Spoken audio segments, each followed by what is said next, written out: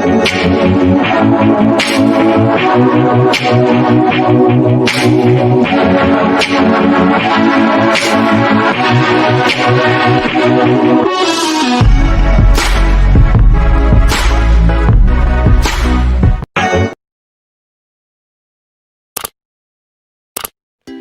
தெரியாத உறவுகள் அனைவருக்கும் இனிமையான வணக்கம்.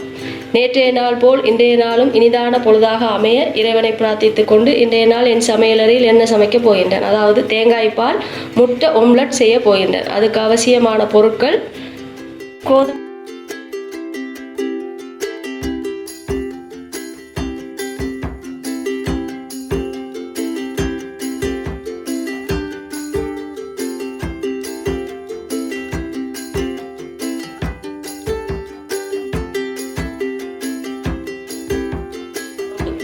இப்போ நான் வாயால் சொல்லி காட்டிய பொருட்கள் அவளும் விடத்தறிக்கி இப்போ பார்த்துக்கொள்ளுங்க, நல்லா மனசில் பதிய வச்சுக்கொள்ளுங்க.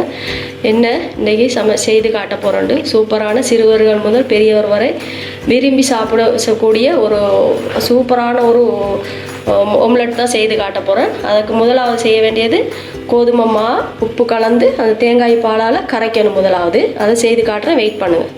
இந்த ஏனத்துக்கு இந்த கோதுமை மாவை கொட்டிடுவோம். உப்பு சிறிதளவு போட்டுருவோம். இப்போ என்ன செய்ய போகிறோம், நல்லா மிக்ஸ் பண்ண போகிறோம். இதை மிக்ஸ் பண்ணி பாலால் கரைச்சி எடுப்போம். இப்படி கையால் நல்லா இப்படி நன்றாக கரைக்கணும். நவிச்சு தேங்காய் பால் உப்பு கோதுமை மாவு மூண்டையும் நல்லா கரைச்செடுத்து அந்த டிஷ்ஷுக்கு வடிக்கணும். நல்லா வடித்து எடுத்து போட்டு நான் காட்டுறேன், வெயிட் பண்ணுங்க. இதை நல்லா கரைச்சி வச்சுருக்கேன். இப்போ நான் என்ன செய்யணும், அந்த இந்த டிஷ்ஷுக்கு வந்து இதை வடித்து எடுப்போம். நல்லா வடித்து எடுத்து போட்டு உங்களுக்கு காட்டுறேன். நான் இதை இப்படி நல்லா வடித்து இதாக்குங்க. பாருங்கள், வடியுது. இப்படி செய்யணும். நல்லா வடித்த பிறகு நல்லா இதாக வரும். அதுக்கு பிறகு நான் காட்டுறேன். அதை இப்போ பாருங்கள், நல்லா வடித்து எடுத்துகிட்டு இந்த மாதிரி இருக்கணும். இப்படி இருக்கணும். அடுத்தது வந்து நம்ம ஒம்லெட்டுக்கு தயார் செய்வோம். வெயிட் பண்ணுங்க. இப்போ வந்து இந்த முண்டையும் இதுக்கு போடுவோம். அடுத்தது வந்து இந்த வெட்டி வைத்த பெரிய வெங்காயத்தை போடுவோம். அடுத்தது கேரட், அடுத்தது மிளகுத்தூள், அடுத்தது லீக்ஸ், அடுத்தது மிளகாய்,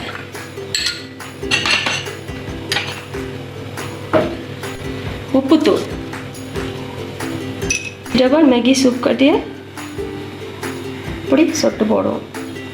நல்லா நுர வர மாட்டோம். நல்லா இதை நல்லா மிக்ஸ் பண்ணணும். மிக்ஸ் பண்ணி அடிச்சுக்கொள்வோம். அடித்து போட்டு உங்களுக்கு காட்டுறேன், வெயிட் பண்ணுங்கள். இப்போ நல்லா அடித்து வச்சுருக்கேன். பாருங்கள் எப்படி இருக்கேன்ட்டு. இதில் என்னென்ன போட்டேன்னு உங்களுக்கு தெரியும் தானே. இதை மாதிரி தான் செய்ய போகிறேன். அடுத்தது வந்து எப்படி இந்த அடுப்பில் செய்து காட்ட போகிறோன்ட்டு பாருங்கள். இந்த முட்டை ஒம்லெட், தேங்காய் பால் முட்டை ஒம்லெட் நல்லா அடித்து வச்சுருக்கேன். இப்போ நாம் செய்ய தயாராகும், வெயிட் பண்ண. அடுப்பு ஒன்று செய்துட்டோம். வச்சு நல்லா சூடாக வரைக்கும் இருப்போம். சூடான பிறகு என்ன செய்யணும்னு நான் காட்டுறேன். இப்போ இதை எடுத்து இதுக்கு ஊற்ற போகிறோம்.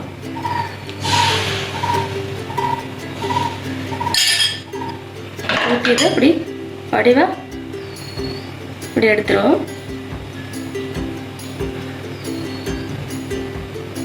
இப்படி எடுத்துட்டு 2 நிமிஷம் அடுப்பை வந்து இதை குறைச்சி வச்சு தான் செய்யணும். இப்போ என்ன செய்வோம்ட்டு நான் காட்டுறேன் பாருங்கள். கொஞ்சமாவது என்ன செய்யுங்க, இது இப்படி இந்த மாதிரி இப்படி அழகாக இந்த சுற்றி இப்படி வரணும். இப்படி மெல்லிசாக வார மாதிரி இருக்கணும். அதுக்கு பிறகு என்ன செய்யுங்க, சுற்றி இப்போ நான் வச்சதை நறுக்கிது இதை லைட்டாக இப்படி போடுவோம். இப்படி போடுங்க. பாருங்கள் எப்படி இருக்குது. இப்போ என்ன செய்யணும், அடுப்பை கொஞ்சம் லைட்டாக கூட்டி வச்சு கூட்டுறது குறைக்கிறது தான் இதில் வேலை. நல்லா இந்த அடுப்பை வந்து கூட்டி மரவை குறைச்சி வச்சு போட்டு இப்படி 4 பக்கமும் மடிக்கணும்.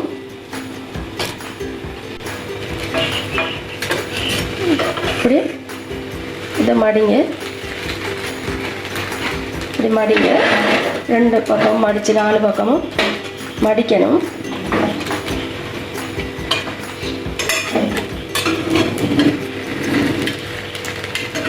இப்படி மடிச்சிடுங்க.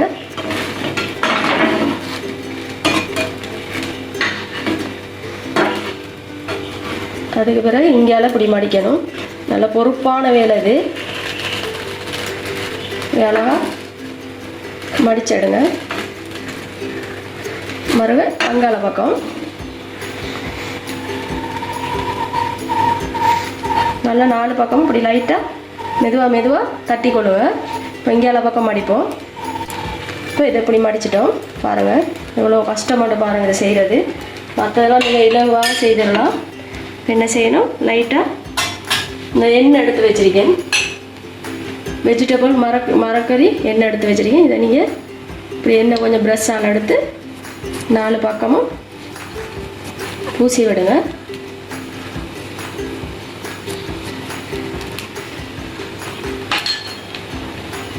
பூசி போட்டு வரும். இந்த பக்கம் வடிவாக 2 வச்சுக்கணும். இந்த மாதிரி 2 இருந்தால் உங்களுக்கு ஹெல்ப்பாக இருக்கும். இப்போ அடுப்பு கொஞ்சம் கூட்டி வைங்க. இப்போ கூட்டி வச்சு போட்டு அடுத்த பக்கம் பொரிஞ்சு வரும்போது உங்களுக்கு நான் காட்டுறேன், வெயிட் பண்ணுவேன். இப்போ இதை எடுத்து மறுபக்கம் திருப்பணும். திருப்புறத்துக்கு கொஞ்சம் உதவிக்கு ஹெல்ப் வேணும். இந்த பாருங்கள் இப்படி எடுக்கணும். படிவாரிக்க அதுக்கு பிறகு மறுக இங்கேயால பக்கமும் கொஞ்சம் ஆயில் பூசுவோம். ஆயிலை இங்கேயாலையும் பூசுவோம். நீங்கள் ஒலிவ் ஆயில் எண்ணெய் பூசினாலும் பரவாயில்ல, எதண்டாலும் பரவாயில்ல, இப்படி பூசி விடுங்க. எப்படி இருக்கேன்னு பாருங்கள். இன்றைக்கு வித்தியாசமான முறையில் முட்டை ஓம்லெட் செய்து காட்டியிருக்கேன். தேங்காய் பால் முட்டை ஓம்லெட் பாருங்கள். இந்த பக்கம் எப்படி இருக்கேன்னு நான் வடிவாக 2 பக்கம் பொரிஞ்சு வருது. அடுப்பை குறைச்சி வச்சு போட்டு நல்லா இதை புஷ் பண்ணுங்க. இதை நல்லா நவிச்சு பிடிங்க. இப்படி நவிச்சு பிடிச்சா நல்லா அவியும். ஏன்னாண்டா தேங்காய் பாலால் எடுத்ததால் கொஞ்சம் அவிஞ்ச தன்மையாக இருக்காது, சொப்டாக இருக்கும், மென்மையாக. அதாவது தோசையெல்லாம் செய்கிற மாதிரி இருக்கும். இதை நல்லா அப்படி செய்து போட்டு மறுக இப்படி 2 ஏனம் வச்சுக்கணும். நீங்கள் பாருங்கள் எப்படி வந்திருக்கேன்னு, க்யூட்டாக இருக்கிறானே. இந்த மாதிரி பாருங்கள் எப்படி இருக்கேன் வடிவா. அடுத்தது இதை எடுத்து வச்சு போட்டு இன்னொன்று போடுவோம். இது நான் எடுக்கிறத காட்டுறேன். இப்போ இதை எடுத்து இங்கேயால இதுக்கு இந்த டிஷ்யூவுக்கு வச்சிருவோம். அடுத்து இன்னொன்று போடுவோம்.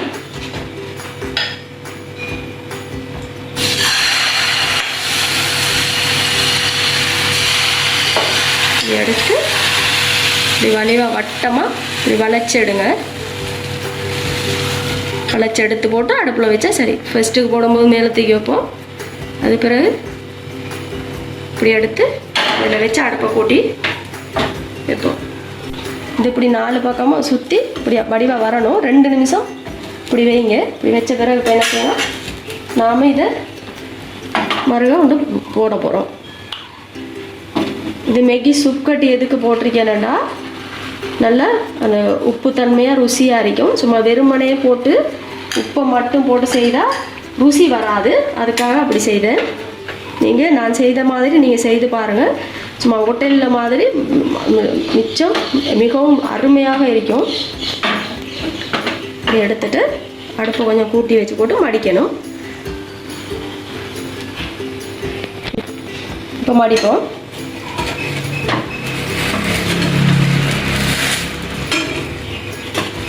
மடிக்கிறதுக்கு கொஞ்சம் கஷ்டம். இப்படி மடித்து எடுக்கணும். அதை அப்படி எடுத்துட்டு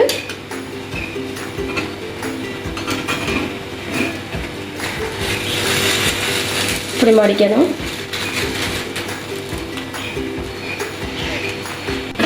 இப்போ இதை மடிக்கணும். கடைசி பக்கம் ஒரு இதால் உங்களுக்கு செய்ய இயலாது. 2 கையில் இருந்தால் தான் வடிவாக நீட்டாக செய்யலாம். அதாவது இதை மாதிரி ஒன்றும் இதை மாதிரி ஒன்றும் உங்களுக்கு ஹெல்ப்புக்கு இருக்கணும்.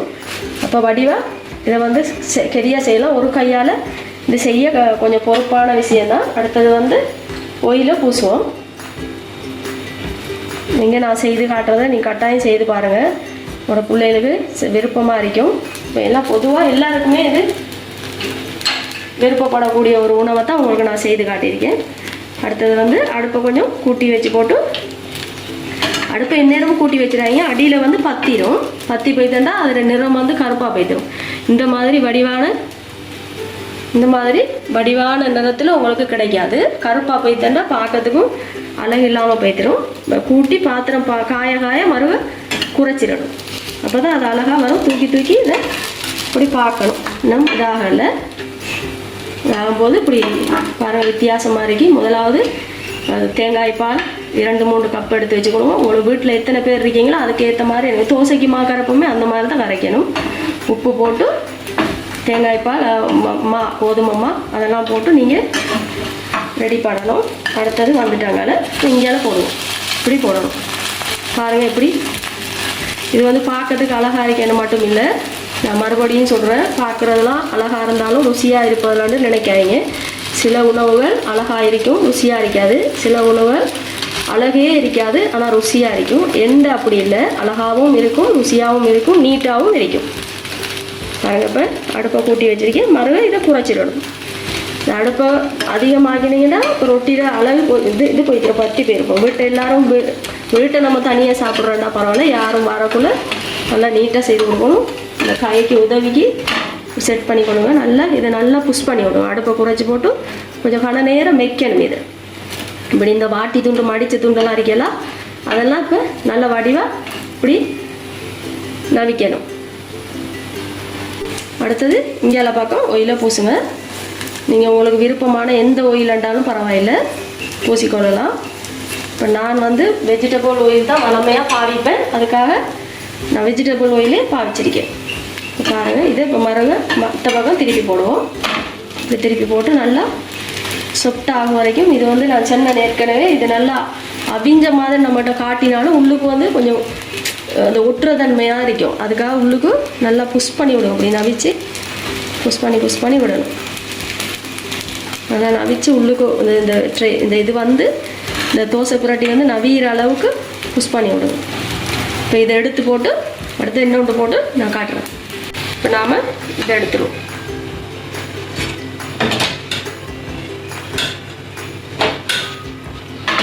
இதை ஊற்றுவோம்.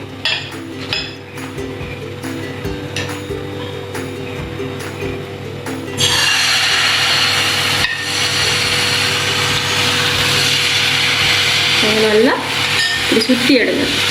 வடிவாக 2 கரண்டி புளிக்கு கரண்டியில் 2 எடுத்தால் போதும். ஆனால் சில வேளை உங்களோட இந்த ட்ரே வந்து பெருசாக இருந்ததுன்னா நீங்கள் அதுக்கேற்ற மாதிரி பெருசாக போடலாம். 3 கரண்டியும் ஊற்றலாம். அடுப்பை கொஞ்சம் கூட்டி வச்சு போட்டு கறியை போடுறத நான் காட்டுறேன். பாருங்கள் எவ்வளோ நீட்டாக அரைக்காண்டு. நீட்டாக அரைக்காது, இன்னும் ருசியாக அரைக்கும். நீங்களும் இதை மாதிரி உங்கள் குழந்தைகளும் வீட்டில் எல்லா பேருக்கும் செய்து கொடுங்க. சூப்பராக அரைக்கும். எப்படி செய்திருக்கேன்னு பாருங்கள்.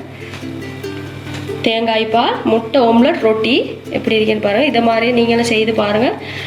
எனக்கு அதிகம் சப்ஸ்கிரைப் பண்ணுங்கள், லைக் பண்ணுங்கள், கருத்துக்கள் தெரிவிங்க. நான் அதுக்கு பதில் தெரிவிப்பேன். அது வரைக்கும் நாளைய தினம் எல்லோருக்கும் நல்ல பொழுதாக அமைய இறைவனை பிரார்த்தித்து கொண்டு விடைபெற்று கொண்டு நான் நஸ்லானியாஸ். அஸ்ஸலாமு அலைக்கும்.